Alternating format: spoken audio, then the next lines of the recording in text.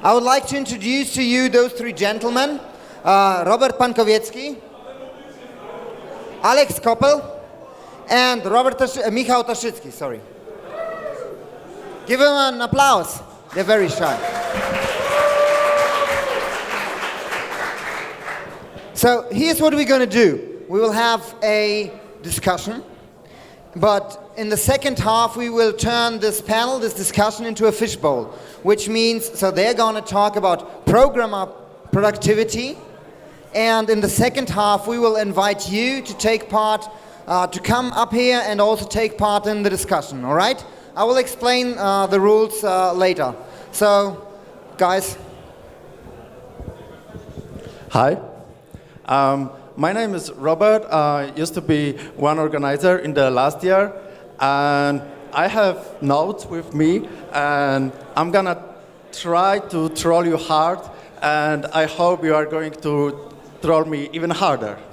So today we are going to talk about programmer productivity, and so usually we want to improve our productivity, but you can't get better at something if you don't measure it. So the first question is, how do we even measure a productivity, which is something that seems to be very hard to catch it, very hard to measure. Shall we sit? Let's sit. We'll be more comfortable. So how do we measure productivity? Yes. I should know that? Yeah. So how do you know if we improved in something? I mean, we want to improve, so how do you know it? We need to measure it. Yeah, so basically my idea of how to measure productivity is, first you need to define what do you need to do. So we could, for example, measure it in lines of code, which would be ridiculous. We could measure it in like the speed of closing tickets, which could be fine. But basically, in general, you should at first probably, that's what I try to do usually, is to set up some goals at the beginning of the day or at the beginning of the week, and then try to see how many of those goals I finished, and then I see what I can improve. So there are some tools there are some tools or techniques that can be used to facilitate that, but we probably can talk about them later. So, yeah. Yeah, I agree with what you're saying in terms of, or to expand a little bit on that. I think this is a really difficult problem. I mean, it's something that people have been working on for a really long time, and I don't think there is a single sort of easily discrete way to just to put in a bunch of inputs and come out with productivity. I think in the end it is in many ways a subjective measure that the business will set out some goals, or you'll set out some goals for your own project or whatever, and then ultimately see how quickly and how well you meet them and whether that pace of meeting these challenges changes. You can certainly measure things like there are definitely tools for measuring the quality of your code. There are tools for measuring how well it's tested, how well it's documented, and so on. And in those, you can sort of see improvement. If your code, for something like Code Climate or Palooza or one of these linters tells you your code is getting better, or you're able to improve the speed of your test suite or so on. But productivity as a whole is a really difficult thing to measure. So, well, you basically skipped a step, because you already asked us how do we measure productivity, and the first step is usually to find out that you need to measure something to be able to know that there is something you can improve. So, well, most of the time, we programmers tend to love the zone, this place when we program, when we don't need to think, when we just type some code and we create stuff. And it's really easy to stay in the zone, but instead of being productive, spend the time on yak shaving. So the measuring is actually the first step, and it's the most important one. So once we get that, we're good to go, I think. Okay, let's just agree on it for a moment. Let's assume that I measure my lines of code. And how do we even know that it is the right metric, that it is something that provides value? If I can write twice as fast, how do we know that it provides any value to our clients? How do we know that we chose the right metric or that the most important one? Oh, to me, okay. Yeah, basically, well, you need to set your goals. Like if you measure it by lines of code, that is ridiculous and shouldn't work like that. But basically, what probably is the most like straightforward thing is to speak with your clients, and they will tell you exactly. They will get angry at you if you will be not productive, and this will be like the some sign that will tell you that you need to change something. Yeah, exactly. Productivity is not really an end in itself. You know, we want to be productive for some reason. We want to be productive because we want to be a successful company. We want to have our clients, our clients want us to be productive so that we can, so that they can meet some goal of theirs or launch some product. Or we want to be productive because we have some project we want to do. And to a certain extent, measuring productivity outside of the context of what it is we're actually trying to do in each specific case, you end up with trying to create abstract metrics like lines of code or numbers of pull requests that are a bit ridiculous or that don't really work. Okay, I really like the idea of external input, but still, even if you're one of the best in the world, it might not be enough for your customer. The customer always wants more. So I'm not sure. I mean, I would rather agree with the statement that all metrics are bullshit. It's really hard to measure productivity and know whether we increased it or not. I mean, is there anything more than the internal feeling that we are working better in a more organized way or faster? Anything beyond that? Well, first of all, the internal feeling and the gut feeling is kind of good metric. Like if you feel like crap and you like hate your job and you're totally like all the time you're overworked, there is basically a metric that tells you that you need to change something pretty quickly. So like everything beyond that is something that can improve the process, but I think this is the base of it. So I don't know. I mean, reputation is in a way a metric of your productivity. The way that people in your company look at you and work with you, the way that your clients sort of talk about you or refer you or don't refer you is, it's not very exact. It's not very, you can't distill it into a formula, but it is a way that you can see whether or not you're ultimately being successful. And we're not really giving you, I feel like we're dancing around your questions without giving you a real answer because I don't think there is a really easy answer in this case.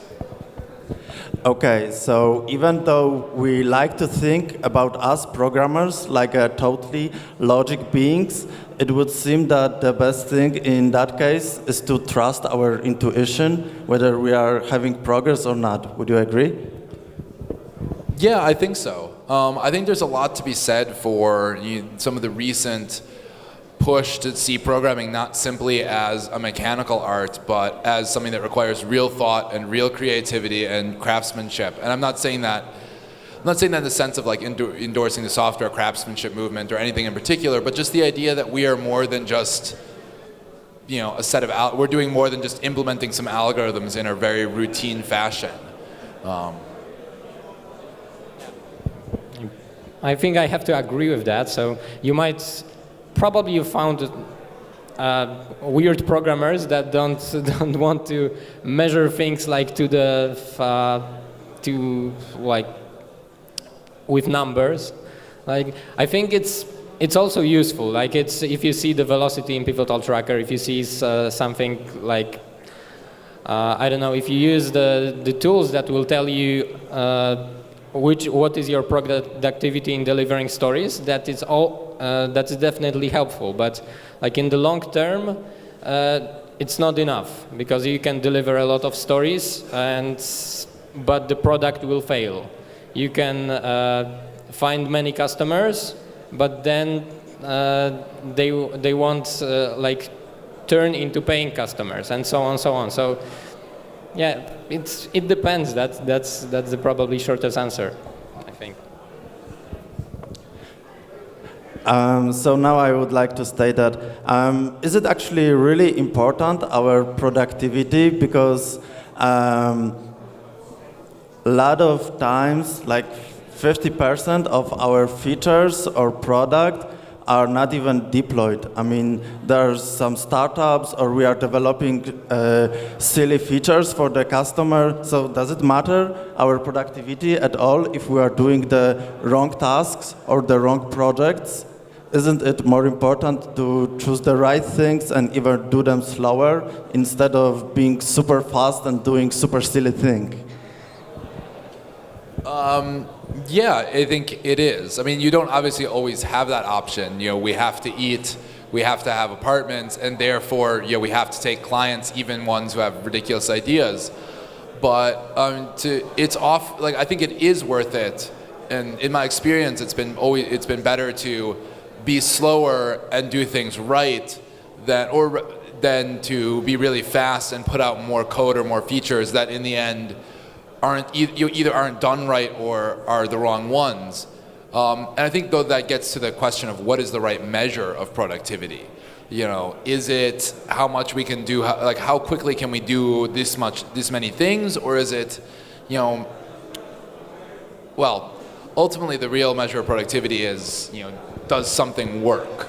You know, does your startup succeed? Are your clients happy, and so on?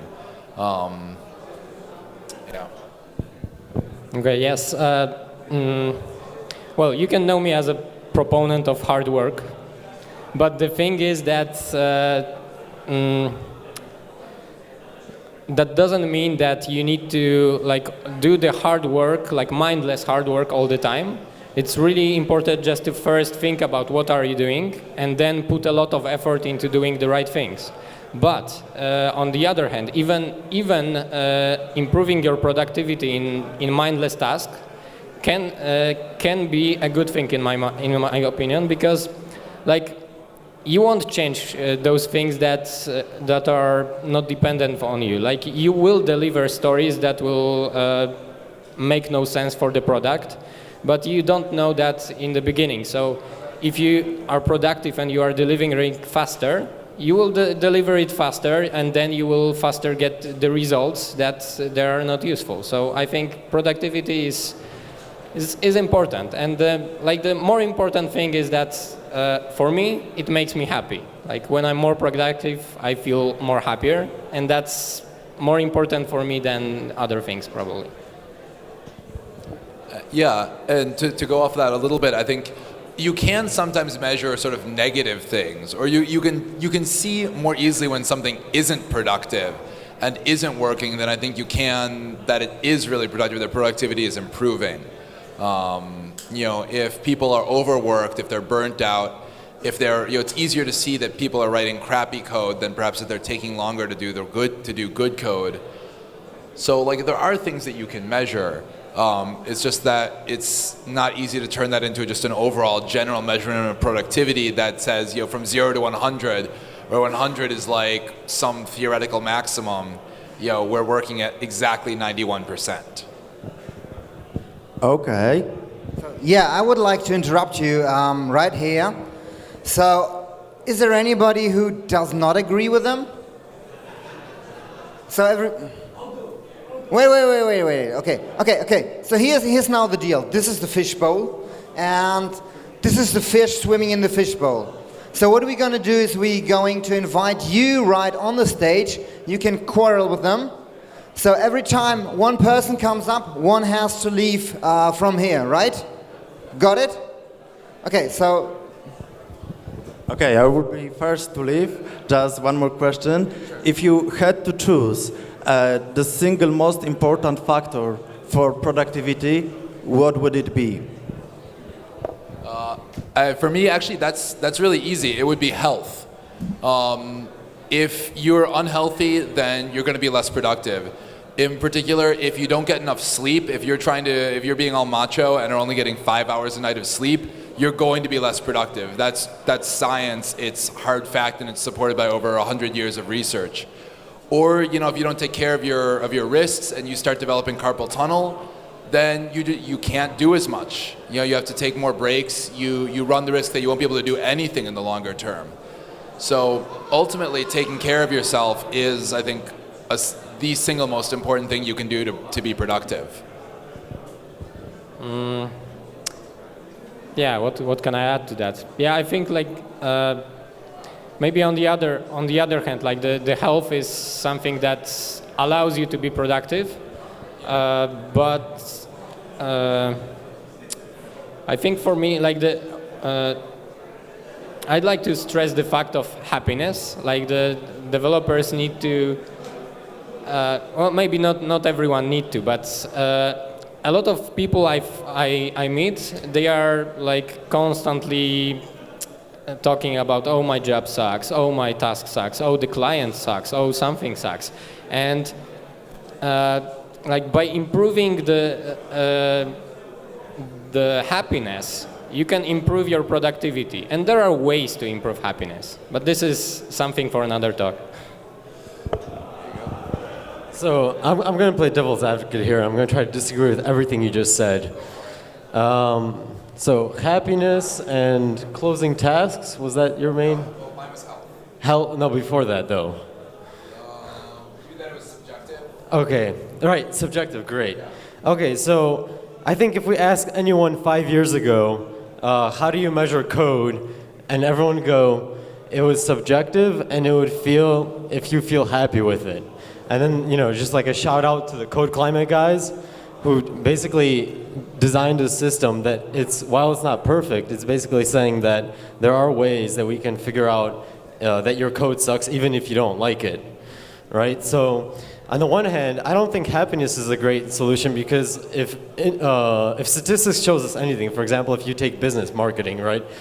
Basically what they tell you is what you intuitively thought was a great idea, and then analytics showed you that it was a bad idea and it didn't give you more sales. You didn't realize that because people are just a terrible for a way of judging without some kind, judging objectively what the actual outcome is. So I think just because you're happy doesn't mean you're being productive. And then there's also the problem that if we just kind of sideswipe the question and go, well, it's subjective and we can't really measure it, then we're not really moving forward, right? So I mean, we can sort of take like a startup approach to it. It's like that a startup is doing great when it's making enough money to survive. I mean, no matter how great your idea was, if your execution sucked and you killed your business, it was a terrible startup. I don't care how great the idea was. So a similar thing can be sort of put towards programming. It's like, I don't care how great your idea was for how to design this system. When you built it and then, change requests came and you couldn't modify it enough, it was a terrible idea. It was a terrible system, so you aren't being productive. And similarly, if it takes you 1 hour to build something that it takes someone 2 weeks, you're being more productive, theoretically, right? I mean, we can sort of disagree even from a business perspective, it makes more sense. And then it sort of goes back to the happiness thing where it's like, if I'm working in Haskell, I'm never happy because I'm just thinking about the freaking domain and it's just giving me a headache. While I'm programming in Ruby, I'm always happy because I'm just writing boilerplate code and it's just brilliant. It's just like, I'm being productive. I wrote 300 lines of code, and then in Haskell, it's like I put 1 line and it's like, but what do I do next? So I think we should sort of start swiping the issue. Well, I'll respond quickly. I actually do. I agree. I think that there are ways, like things like Code Climate are really valuable for measuring warning signs. Like, if your code fails a lot of those tests, then it's probably not good code. Period. But I think that something like that isn't something that can measure the end productivity, which is, can you earn money? Are you solving the right problem? Will your startup succeed? And those are things that I don't think can be simplified down into a simple equation that can be put into some system. I think it's at least at the moment too complex for to be boiled down into anything that's not at least partially subjective. So I think one thing about productivity is that we don't work alone, and we are always working in the teams. And we can ask our colleagues how we work and how do they like working with our code, and if we improve that. So I think that's a useful measure to ask them if they like to work with our code, or what can we change to be better programmers.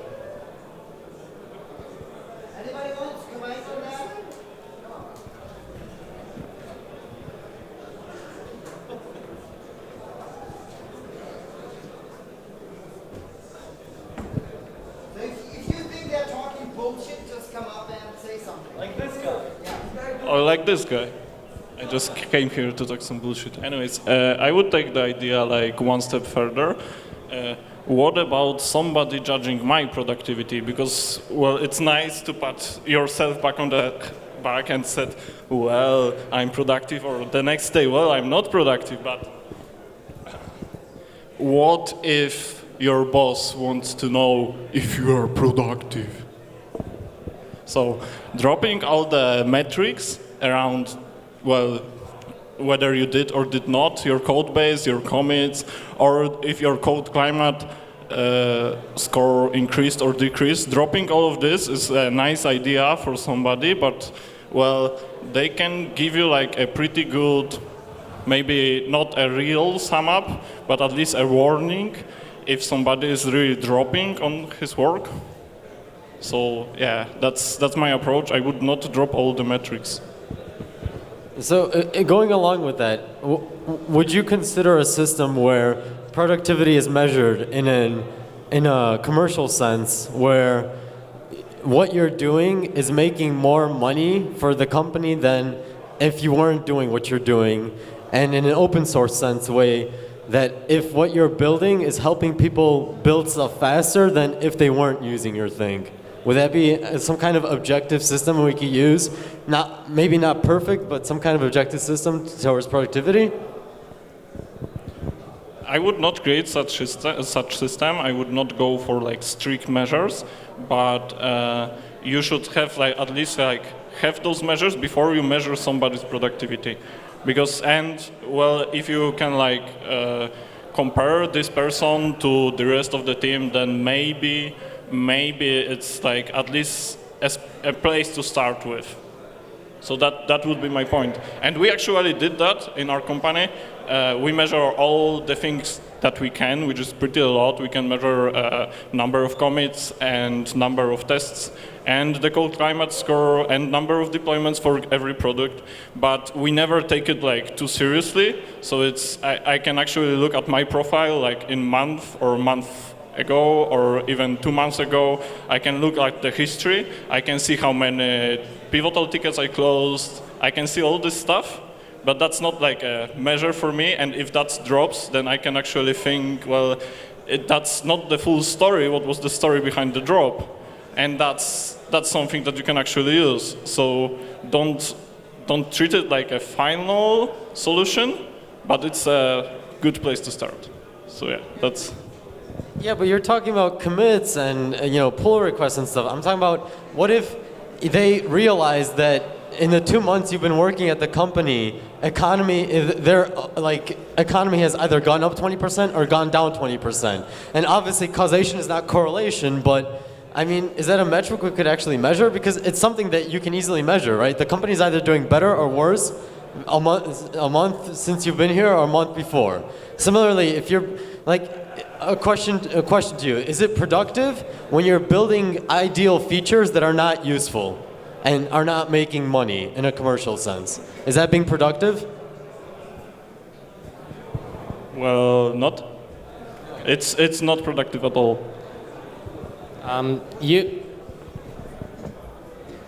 Okay. That's unfair. You asked me a question and I left the stage, and I want to ask you a question and you left the stage.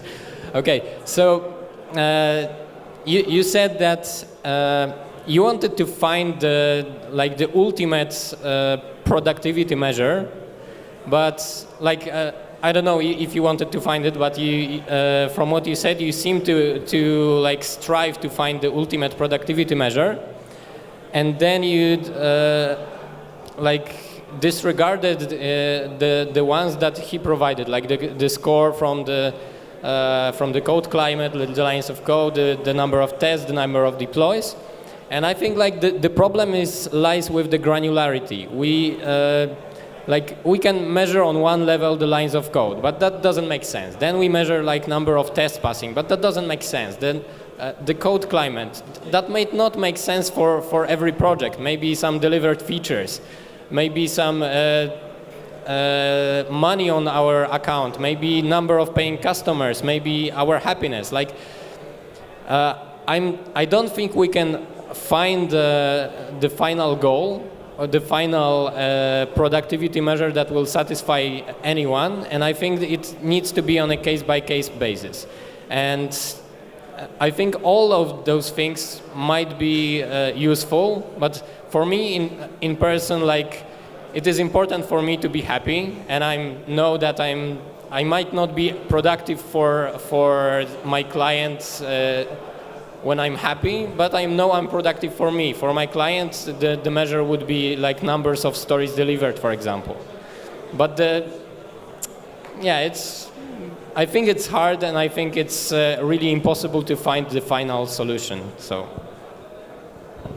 I just like to say that I don't really like how this discussion drifted into finding the perfect productivity metric, because I think that that's really not the point. I think that increasing your productivity is more about removing obstacles, which Patrick said at some point, and not finding a perfect way to measure it and then improving that and improving that. And I think that's what most people are doing. Okay. And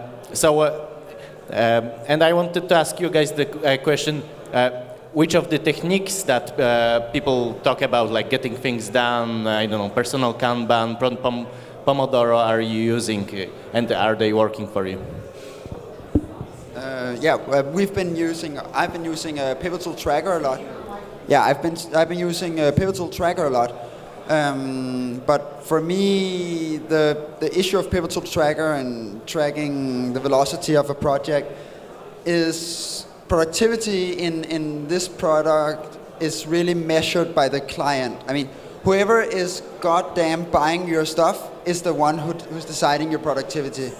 I mean, if you think, oh, I'm very productive because I have this awesome piece of software that's really adhering to some syntax or whatever, well, if the guy doesn't want to buy it, then it really doesn't matter. So the velocity of Pivotal Tracker or whatever, if the stories are right, then the velocity actually reflects something. But if the stories are wrong, then the velocity simply shows you how much waste of time how much you've been wasting your time.